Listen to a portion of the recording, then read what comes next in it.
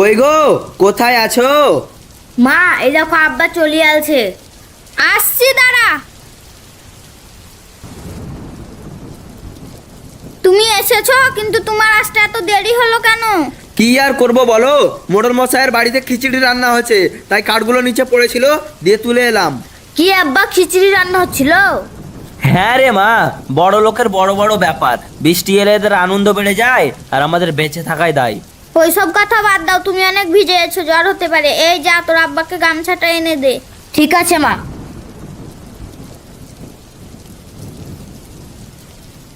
আর কতদিন এইভাবে বৃষ্টি হবে? বৃষ্টিটা ছেড়ে গেলেই তারপরে শান্তি। এই লাও আব্বা গামছা। তুমি যে বললে যে মোড়ল মশাই বাড়তে ডেকেছিল, তা পয়সা টয়সা কিছু দিলে গো? আর কিসের পয়সা গো, এই বৃষ্টির দিনে ওরা আনন্দ করতেই ব্যস্ত। আমাদের মতো গরিবের কথা ভাবার সময় আছে? তা বলে কি তোমাকে এই বৃষ্টিতে পয়সা ছাড়াই খাটিয়ে নিল? অন্তত খাবার তো দিতে পারতো। আরে বাদ দাও তো ওদের কথা, দেখি কাল সকালে একবার যাব, যদি পয়সা দেয় তো দিবে। আচ্ছা ঠিক আছে, এখন আর অত কথা ভাবতে হবে না, যাও ওইখানে গিয়ে রেস্ট নাও। ঠিক আছে। আর হ্যাঁ, এই দেখো এই গামছাটা নিয়ে যাও তো।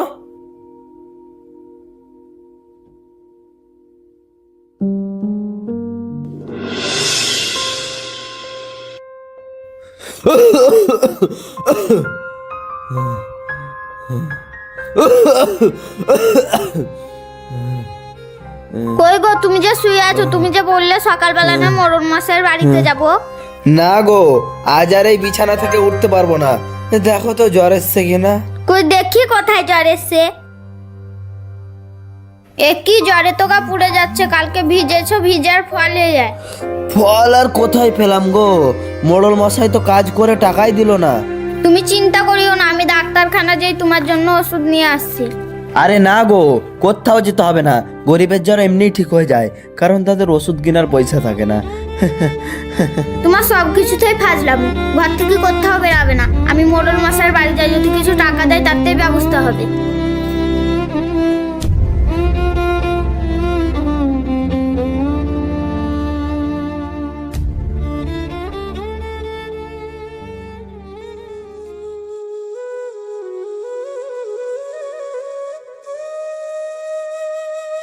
মোড়ল মশাই, ও মোড়ল মশাই, বাড়িতে আছেন? কে? ও তুমি? দেখো বাবু, আজ আমি কাজ দিতে পারবো না, আজ আমার বাড়িতে কাজ নাই। না না মোড়ল মশাই, আমি কোনো কাজ চাহাতে আসিনি। আমার স্বামী শাহাবুদ্দিন কালকে আপনাদের বাড়িতে কাজ করতে এসেছিল, যদি পয়সাটা দিতেন তাহলে খুব ভালো হতো। ও আচ্ছা আচ্ছা, তুমি শাহাবুদ্দিনের বউ? তুমি দাঁড়াও, তোমাকে আমি কিছু টাকা দিচ্ছি। এলাও। কি মোড়ল মশাই, এটা তো 50 টাকা। আমার স্বামীজি বললো যা কাজ করেছে কমসে কম 300 টাকা তো হাজিরি হবেই। আরে না না, অত টাকা হবে না, তুমি অত দূর থেকে এসছো বলে তোমাকে 50 টাকা দিলাম। যাও, ওই টাকাটা নিয়ে বাড়ি যাও। মোড়ল মশাই, আপনি কিন্তু কাজটা একদমই ঠিক করছেন না। হ্যাঁ, তাই নাকি? সাপের 5 পা দেখেছে মনে হয়, যত সব ঝামেলা চলে এসছে। যাও যাও, বাড়ি যাও।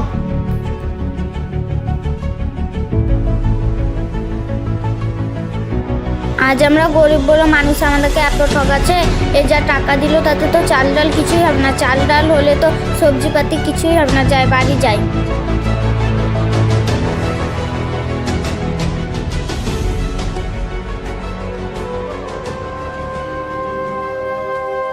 কি হলো গো, টাকা পয়সা কিছু দিলে মোড়ল সাহেব? না গো, মাত্র 50 টাকা দিল, এতে কি হবে? কি আর করবা বলো, আজ গরিব বলে আমাদেরকে সবাই এরকম করছে। থামো, তুমি মন ভাঙা হয়ে বসে দাও না। আমাদের সেই পাশের জমিটা না, ওতে কিছু শাক হয়েছে, ওই শাকগুলো বিক্রি করে যদি কিছু টাকা বের হয়। কিন্তু এই বৃষ্টিতে চারিদিকে তো শাকের কমই নেই, তুমি কিভাবে শাক বেচতে যাবে? তুমি এত ভাবছো কেন? আমি তো বাড়ির লেগে শাক রোজই তুলি, আজ না হলে একটু বেশি করে তুললাম, তাতে ক্ষতি কিসের? হ্যাঁ আব্বা, মা ঠিকই বলছে। বেশ ঠিক আছে, তাহলে তুমি যাও। ঠিক আছে।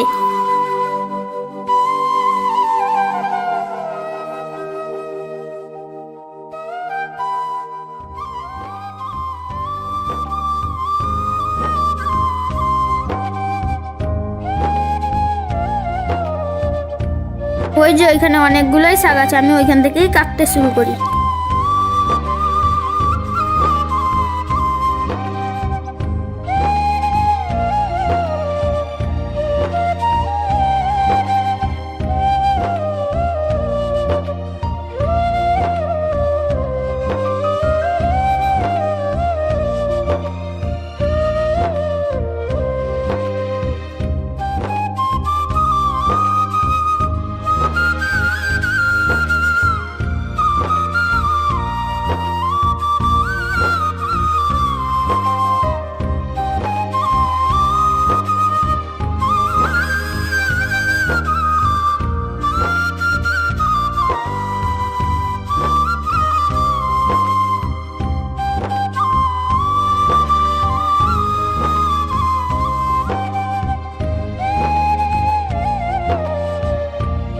লিবেন গো শাক?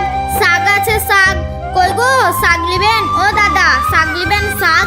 না গো আমার শাকের দরকার নয়, তোমার শাক তুমি দিচ্ছ।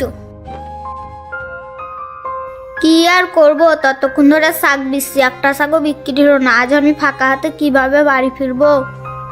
আরে কি ভাবি রাস্তার ধারে বসে শাক বিচ্ছেন? ভাই খেতে দেয় না নাকি শাক বিচ্ছেন? আরে না না, ওরকম কোনো ব্যাপার না। আপনার ভাইয়ের জ্বর হয়েছে তো তাই ভাবলাম কি করব দিয়ে শাক বিক্রি করতে এলাম। যাই হোক ভাবি, ভাইয়ের কিন্তু এটা অন্যায় হয়েছে। আপনাকে মেয়ে ছেলে মানুষ হয়ে শাক বিচতে পাঠালছে। কেন ভাই, শাক বিচা কি পাপ? আর যাই হোক না কেন, আমি তো সৎভাবে ইনকাম করছি আর এটাই আমার কাছে ঠিক আছে। সবই বুঝলাম, এই যুগে ভালো কথা বলার দাম নাই। ঠিক আছে ভাবি, তুমি থাকো, আমি বাড়ি গেলাম। এবার আমি কি করব? একটা শাকও তো বিক্রি হলো না। ভেবেছিলাম সৎভাবে ইনকাম করব, কিন্তু সেটাও হলো না। এই যে মা, তুমি শাক বিক্রি করবে না? তোমার শাক কত করে? যাই হোক, একটা খদ্দের আলছে। বেশি দাম লয় দাদি, মাত্র 5 টাকা আটি। কিন্তু মা, আমার কাছে শাক দেওয়ার মতন 1 টাকাও না, এই মাটির হাড়িটা ছাড়া। আচ্ছা ঠিক আছে দাদি, তোমাকে পয়সা লাগবে না, তুমি এমনিই শাক নিয়ে যাও। না না, তাই আবার হয় নাকি? তুমি এখানে কত কষ্ট করে শাক দিচ্ছ, বরঞ্চ তুমি আমার এই মাটির হাড়িটা রাখো। দাদি তোমাকে আর মাটির হাড়ি লাগবে না, আমি এই মাটির হাড়ি নিয়ে কি করবো বলো? না না মা, অমনি বলতে নাই। কোনটা কাজের আর কোনটা অকাজের ওপর বালাই জানে। আমি তোমাকে খুশি হয়ে দিলাম, এটা রাখো। বেশ দাদি, তুমি যখন অত করে বলছো তখন দাও, মাটির হাড়িটা দাও। এই লাও, তুমি 2 আটি শাক রাখো। ঠিক আছে তাহলে মা, আমি আসি।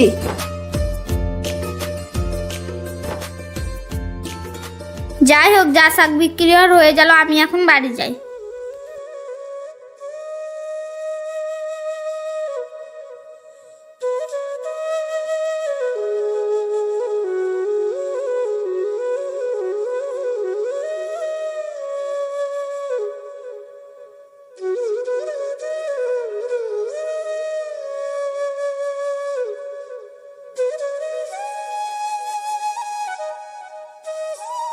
মা তুমি চলে এসো, আর তোমার সব শাক বিক্রি হয়ে গেছে?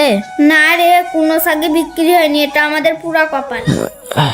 এই জন্য তোমাকে যেতে বারণ করেছিলাম, দেখলে তো? আর হ্যাঁ, আজকে একটা বুড়িমা এসেছিল, তাকে আমি 1 আটি শাক দিয়েছি, তার বিনিময়ে আমাকে একটা মাটির হাঁড়ি দিয়েছে। মাটির হাঁড়ি দিয়েছে আর তুমি সেটা বাড়ি নিয়ে এসেছো? কি আর করব বলো, বুড়িমা তো ভালোবেসে দিল, তার জন্য আর মানা করতে পারলাম না। মা কোথায় আছে সেই মাটির হাড়িটা? থাম, দাঁড়া, এই ব্যাগে আছে এই মাটির হাঁড়িটা, আমি বার করছি।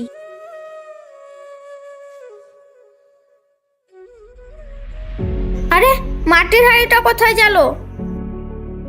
এটা তো লাল কাপড়। কই, খোলো তো দেখি, এটা খোলো তো।